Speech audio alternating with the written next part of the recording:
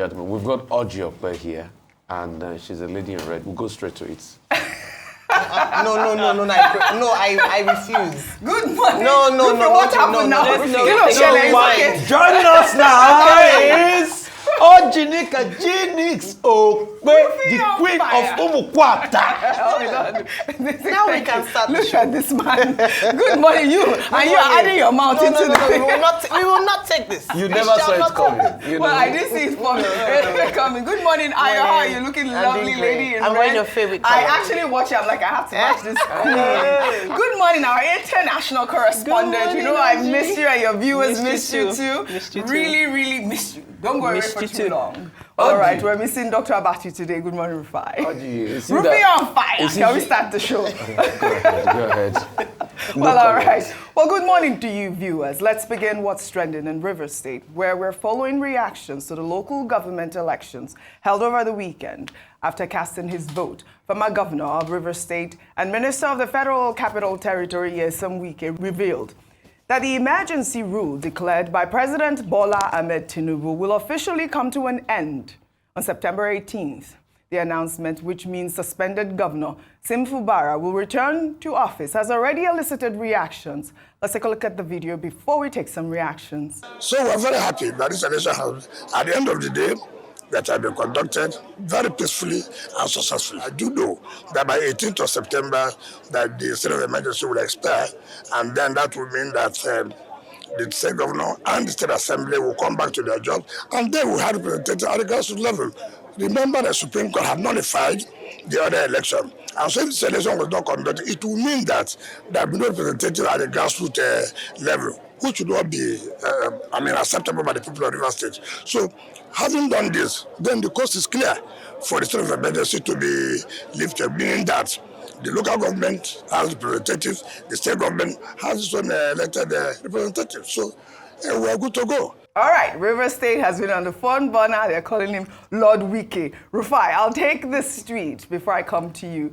This person wrote on X, Rivers State emergency rule expires September 18. Wike says, is Wike now the president of Nigeria?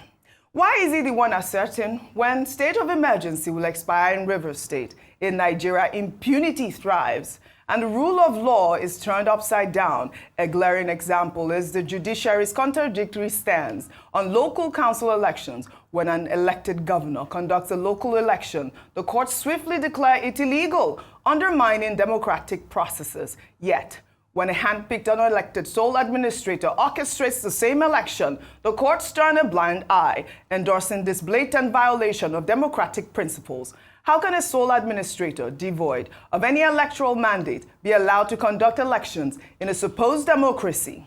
This absurdity exposes the rot in Nigeria's democratic framework, where selective justice and political manipulation reign supreme. President Tinubu, often hailed as a Democrat, presides over this sham. Well, Jaja wrote, this is setting a terrible precedent, and it's worth the condemnation of any sane person. Wike has succeeded with this now. Yahaya Bello is doing his own in Kogi. More current governors are studying the pattern and would want to try out the same too. What hope, then, does the Republic have left? The question is there. Rufai on fire. Very big points raised, Oji. In fact, as from today, in honor of Wike's success, he beat up all his opponents. I would like to call him Igwe. See, Oji, you see, when politicians do these things to favor them, they forget that they will not be in the limelight forever.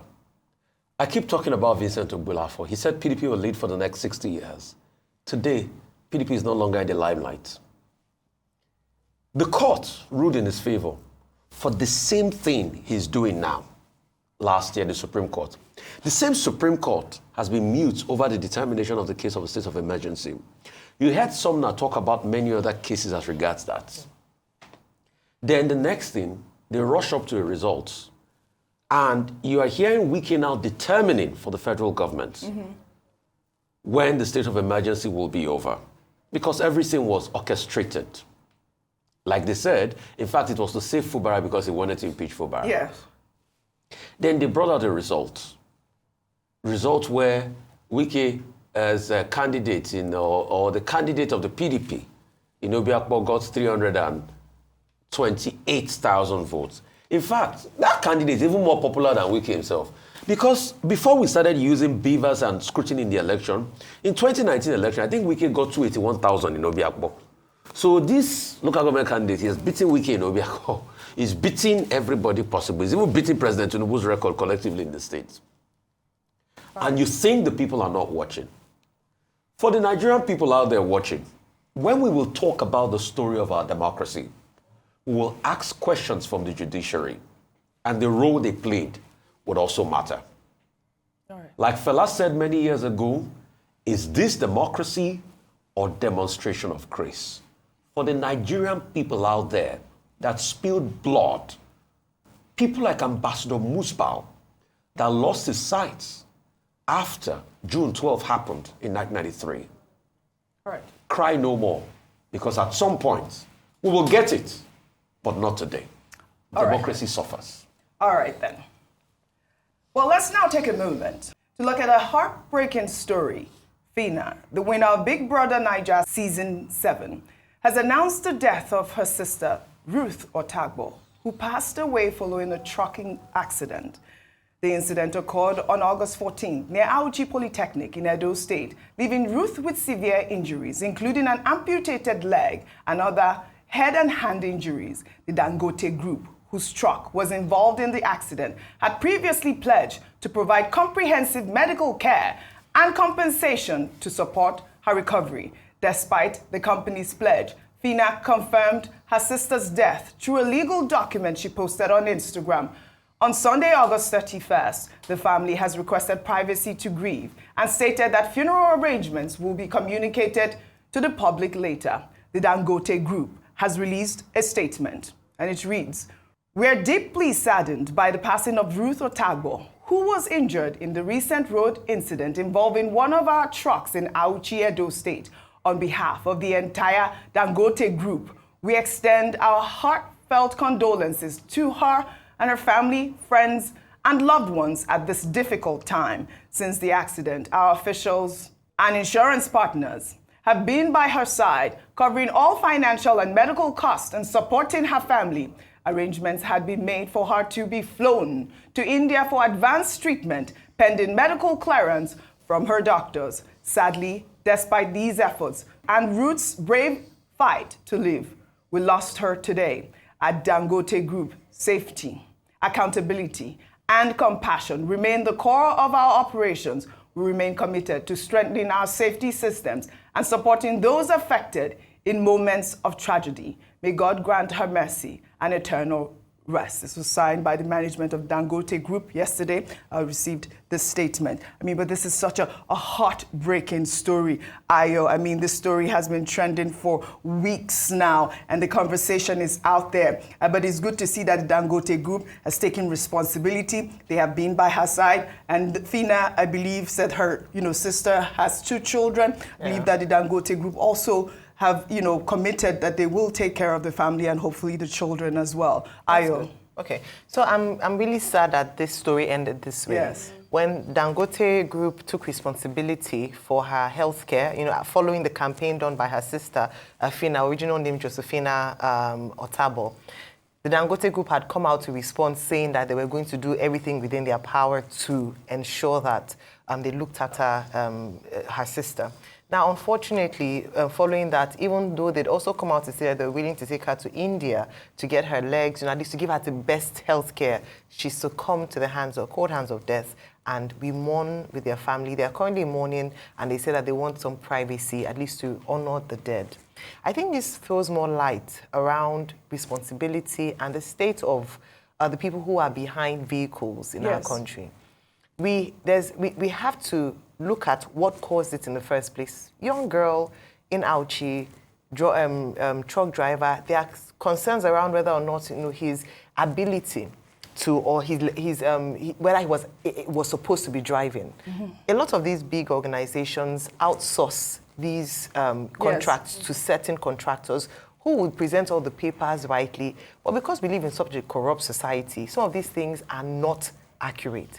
Now, I do think that, and I'm glad that Dangote Group has said that they're going to take measures to look after her children. I think that's the least they can do in this instance. They have been quite responsive, and I think that's a good point. But beyond being responsive, what we want to see is a prevention of similar incidents like this taking place on our road. It's not just the private organizations that have to take responsibility. I dare say the government has to take responsibility. The state of our road is nothing to write home about. Yes. We've often talked about regulation around trucks and vehicles, what time they're supposed to be on the road, affecting road regulations, speed limits, the roadworthiness of our vehicles. You know, the funny thing, they disturb private car owners who have their cars in order. But these other truck drivers, some of them intoxicated, they don't regulate them. This is it. So these are some of the things that we want to see as a legacy to the wonderful Miss Otabor. May her soul rest in peace. Absolutely. And comfort for her family as well. Well said, Ayo. Really, really sad incident. May her soul rest in peace. And, you know, speaking about the state of the roads in Nigeria, we'll take another story highlighting a video trending on social media showing the deplorable state of a section of the Lagos-Benin Expressway. The video was originally posted by content creator Kinosi on TikTok. In the video, the content creator was speaking directly to the Minister of Works, Dave Umahi. He questioned why the federal government is spending trillions of naira on the new Lagos-Calabar Expressway when vital existing roads are in such disrepair. Well, let's take a look at the video before we come back for a discussion. Currently, I'm standing on Benin Lagos Expressway, and where we are now is Isoko Camp. This is a bridge, a very short bridge, and this message is to the Minister of Works, Dave Umahi, the one that is building a road from Lagos-Calabar Highway, the road to nowhere. This place is currently shut down. This truck fell here, and there's no way. Look at this place. Vehicles are blocked. Look this way. They look at everywhere. Pack up. Now come see. Come this side.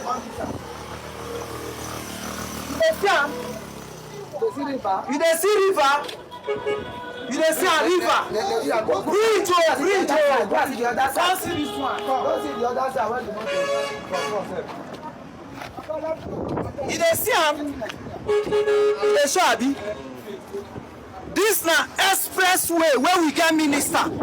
This is the kind of road, Lagos-Benin Expressway. Yet our minister dey do Lagos, where they call it, Calabar Highway. The road to nonsense. If you know the number of trailers where they here now trap, which means the economy of Nigeria is affected. Because the number of goods and services that they have been shut down. So this vehicle is even lucky. Is they lucky say it not even fall inside the water? And we have a Minister of Works wasting money saying Calabar Expressway. All right, Adefemi, this content creator has challenged the government's infrastructure priorities, echoing the frustrations of many Nigerians who face difficult travel conditions daily. Adefemi, I sent this video to the Ministry of Works, the minister himself, and he did, respond. He said that he appreciates the video and action has been taken. And I'll read as part of his statement. He said, I have sent my engineers to the location of the damaged bridge, which is at Edo State, but at the border of Edo and Ondo State of the Shagamu-Benin carriageway. The bridge has 2 carriageway. But the damaged deck is on the Benin-bound carriageway of the bridge within 1 span of the 5 spans of the bridge. The bridge was built in 1981. In 2024, similar incident occurred in one of the spans, and we immediately rehabilitated it. But 2 more locations have been opened up in 2 different sections. The bridge deck is aging, and this incident happened only on August 29, 2025. We have directed immediate rehabilitation of the yielded sections of the bridge from September 1st. 2025, and this will last for a maximum of 45 days to allow concrete to mature. I will visit the site in September to direct for permanent solutions, which is to remove the entire deck slab of the 2 sets of the bridge in Ondo and Edo and rebuild the deck slab through innovative engineering technology. I thank the content creator for alerting us. OG, Please tell him that Mr. President is highly sensitive to the situation of our roads and bridges. He is intervening in over 30 bridges rehabilitation nationwide in 2025 alone, and this one will happen urgently. I apologize to all our brothers and sisters for inconveniences they have suffered or will suffer during the rehabilitation period. Meanwhile, we shall work with road safety personnel to maintain traffic on one carriageway of the bridge to reduce traffic jam over there. Please tell the content creator that the head of this minister is very active and working well. Remind him that Lagos-Calabar Coastal Road and other legacy projects Mr. President is constructing are more than road construction, but investment of estimable benefits to Nigeria. He is free to keep his opinion and watch the transformation of our divine president, even as great gains have happened, and he cannot deny it. However, extend my love to him. Nigeria under President Tinubu is on the rise again, and we thank God for our country under our dear president. Good response, and it was quite timely. I am glad that I was able to send that video over the weekend. And guess what? Immediate action already taken. Well, first and foremost, thank you. In all seriousness, thank you, Oji, because I think that as journalists, we bear responsibility to not only tell the public what is happening, but facilitate ways in which we can see progress. So thank you for sending this video to the Minister of Works. First and foremost, I do think that on its face, this is positive. The fact that a citizen has been able to video something that he is uncomfortable with, ask the question of his minister, and have a timely response. And not only be acknowledged and responded to, give a time frame for the action to take place. That's wonderful. But this is a 44-year-old bridge, and were it not for this content creator posting this video, I'll be saying that the Minister of Works would be unaware of how dilapidated that bridge was.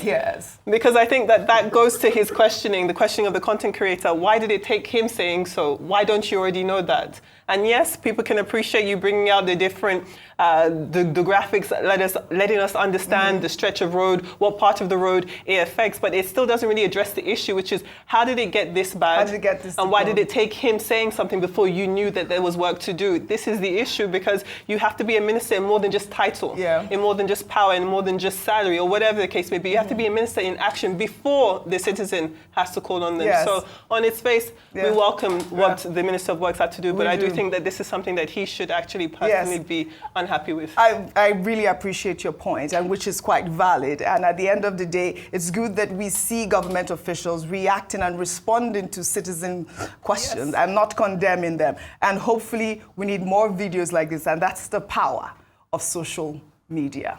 Shall we head over to Akwa Ibom State now, where the government has opened an investigation into the 2 deaths of a mother and her newborn child after a C-section at the General Hospital in Nyesom. It comes after an incredibly emotional video shows the woman's sister, Ndifreke Amos, telling the story of what happened. Well, according to Amos, she brought her sister to the hospital for an emergency C-section, but was told that no doctor was available for over 3 hours. As a result, neither the baby nor the mother received any medical attention within that time frame. Let's take a look at the video before we come back for a discussion. Doctor was not on duty. Doctor was not on duty. This is an act of negligence. Doctor was not on duty. My sister was bleeding. She was due for CS. There was no doctor to operate her. She is dead. Governor, why not? And we open the theater. I didn't hear the was additional 3 hours. The operator after the CS now the baby died. 2 minutes later, when the baby died, the doctor, at that 9 minutes, they now look for another pile of blood. They did not see it in the whole of this hospital. The doctors neglected my sister, and she died.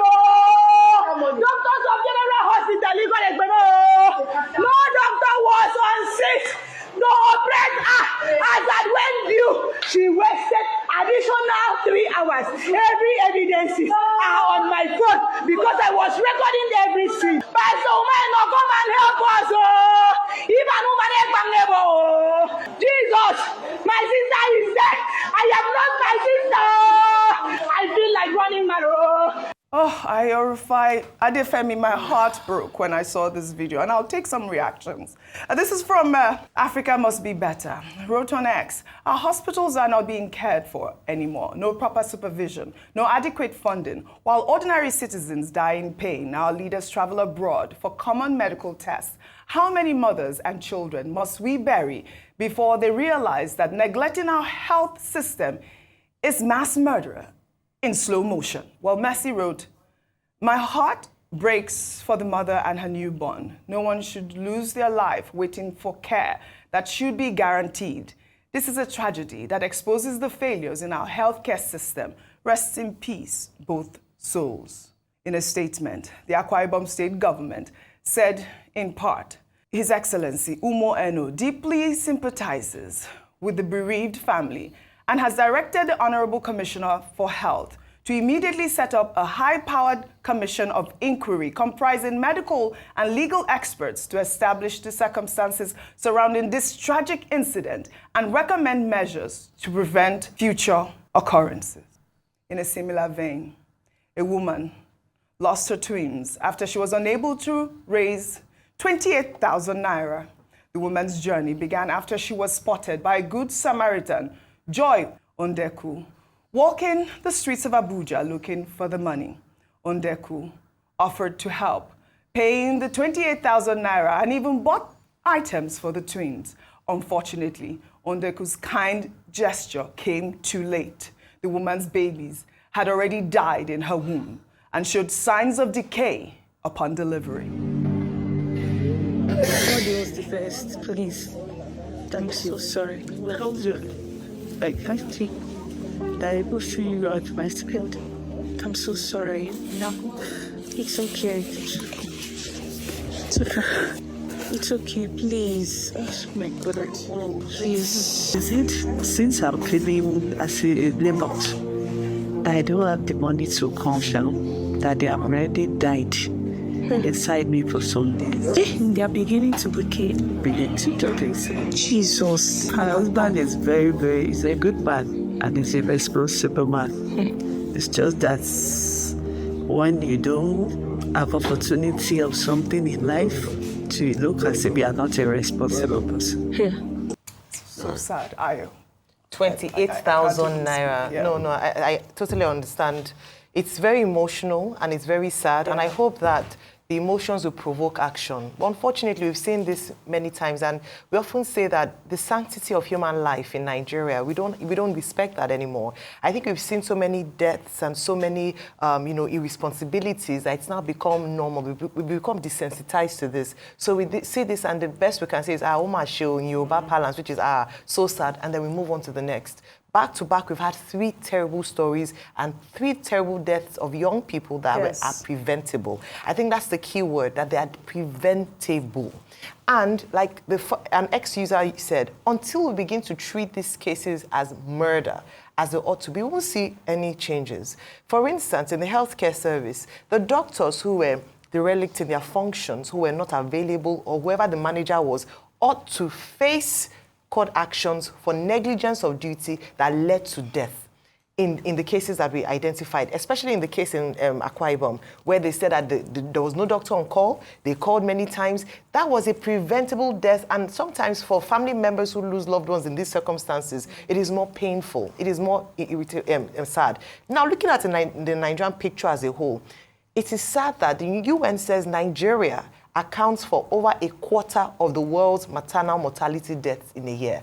In fact, Nigeria has the highest number of maternal mortality deaths around the world. 1 in 100 cases of maternal mortality happens in Nigeria. We are killing our future. We are killing our women. We are killing the very fabric of who we are as a people in terms of our family. There are lots of things that can be done, and we've said it. Last week we talked about let's call a state of emergency on the economy, on education, even on health. Let us call a state of emergency on the nation as a whole, because even in politics we see that a state of emergency has to be called. Food security, we need to call a state of emergency. The Minister of Health is doing a lot. In fact, last year he launched the Maternal Mortality Reduction Innovation Initiative, November of 2024.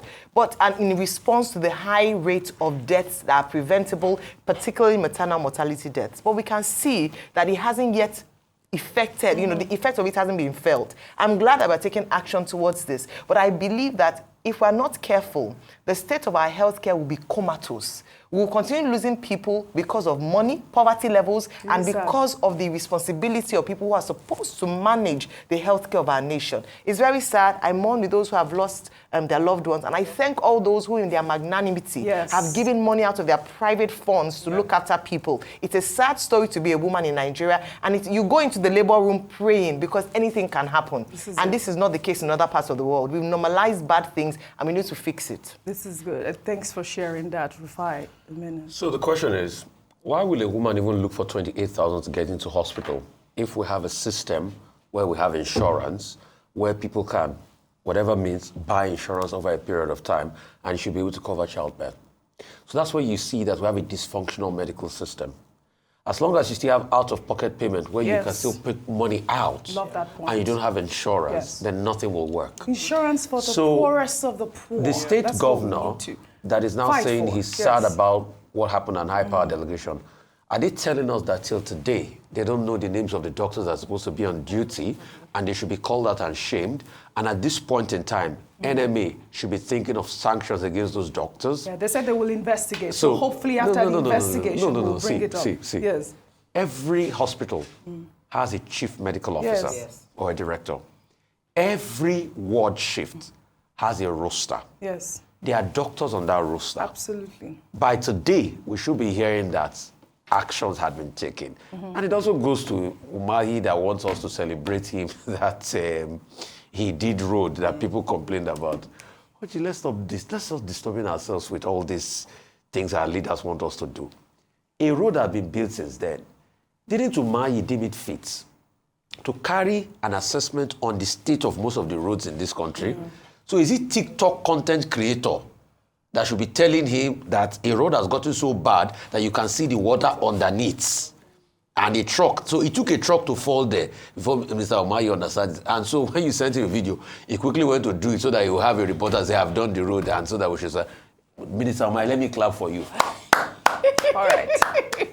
All right. I mean, it's becoming a joke in this country. I think Adefemi has hit the nail on the head in that regard. And like I said, it's good that we encourage our government officials to respond in the manner in which the Minister of Works has done. We should not Shall we take do their job for them. These are the basic assessments. But this happens everywhere in the world. Nobody's making any excuses. Hang on a minute.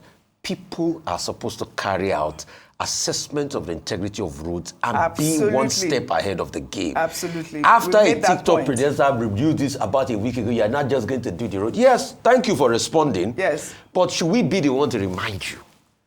These are bridges that you should make assessment of, and now you sent it. Okay, we've taken your part. We should clap for you, Abi, that you've done well. All right, Rufai, we have made that point and we have clarified that stance as well.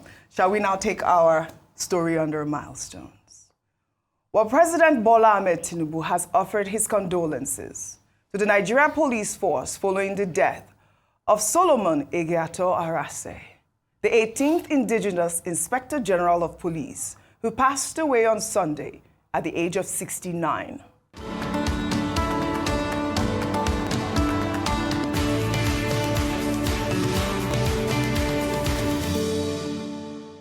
The president acknowledged the former IGP's dedication to enhancing security through initiatives such as the Intelligence Response Team and the Complaint Response Unit. Arase served the police force from 1981 to 2016, leading tactical, operational, and intelligence units, and even participating in United Nations peacekeeping after retirement. He continued to serve the nation, notably as the chairman of the Police Service Commission. His expertise also extended to various consultancy roles and international assignments.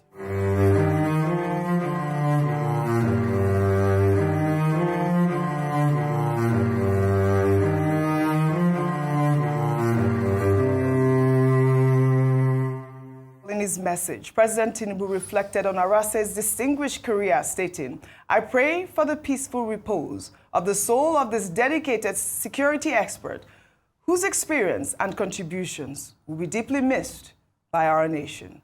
May his soul rest in peace." I had an opportunity to meet him and speak with him. He was such a gentleman, really. May his soul rest in peace.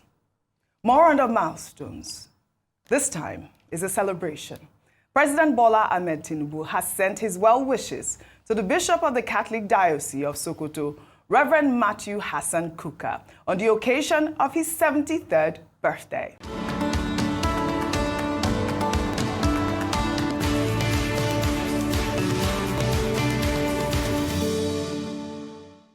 The president joined the Catholic Church and the entire Christian community to celebrate the highly revered priest whose compassion for the poor and underprivileged continues to influence people-centered development policies. President Tinubu highlighted the bishop's sacrifice in balancing his spiritual and intellectual works with practical guides on how democracy can impact development and good governance. He also noted Kuka's remarkable role in the struggle for the return of democracy and his support for peace and harmony in Nigeria. As Bishop Kuka turns 73, the president hopes his tireless advocacy for justice, democracy, and human development will remain an irreplaceable treasure for the nation.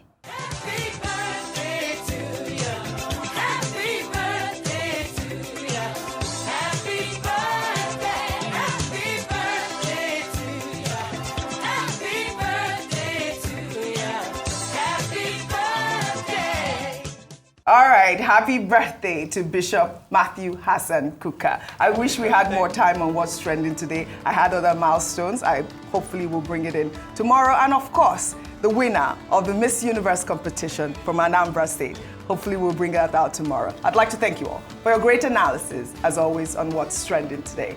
Well, that's all I have for you guys on what's trending today. I'll see you all tomorrow.